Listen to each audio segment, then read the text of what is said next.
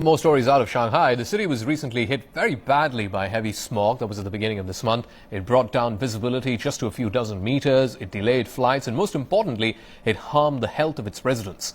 Now authorities in Shanghai are pledging to get more green cars out on the roads to try and reduce emissions. But going green is not an easy process, as our Lin Nan explains in this following story.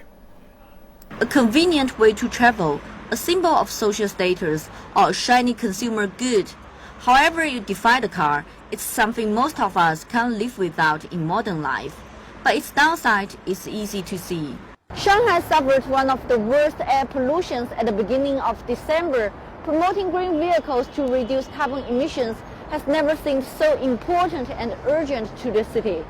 Shanghai began promoting green cars on a large scale since the Expo in 2010 and has been chosen as the pilot city for 2 national green vehicle projects.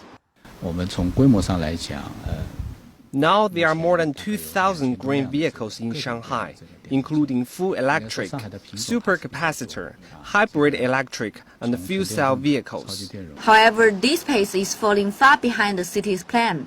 Shanghai authorities set a target of 20,000 private green cars in the city by 2015, and for at least 60% of the newly commissioned buses to be new energy vehicles. But a lack of power facilities in town is holding them back. It is difficult to find space to install these facilities in the city center because it is too crowded and populous. Now the subsidies mainly for the car buyers, but we also need a lot of money to build these facilities. The Shanghai Bus Company is also calling for more subsidy for green buses. Running 120 green buses for almost 4 years, the company is losing 80 million yuan every year. Cost of green buses is 4.8 times that of traditional diesel-run buses. It is more expensive to buy, maintain, and replace the batteries. It is a heavy burden for the company, and the authorities need to sort it out if they want to promote green buses on a larger scale. Buying a green car is a big commitment, especially when it's still at the early stage and support facilities are not sufficient. But with a few hundred yuan, you can rent one for a test run. Customers can have a try and then decide whether it's the right car for them.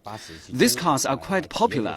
The rental rate has been about 95% since we started the service in the middle of this year. Promoting green cars is a long and costly process, and it needs efforts from the government, companies, and individuals. Only by doing so can reducing emissions and pollutions become possible. Lin Nan, CCTV, Shanghai.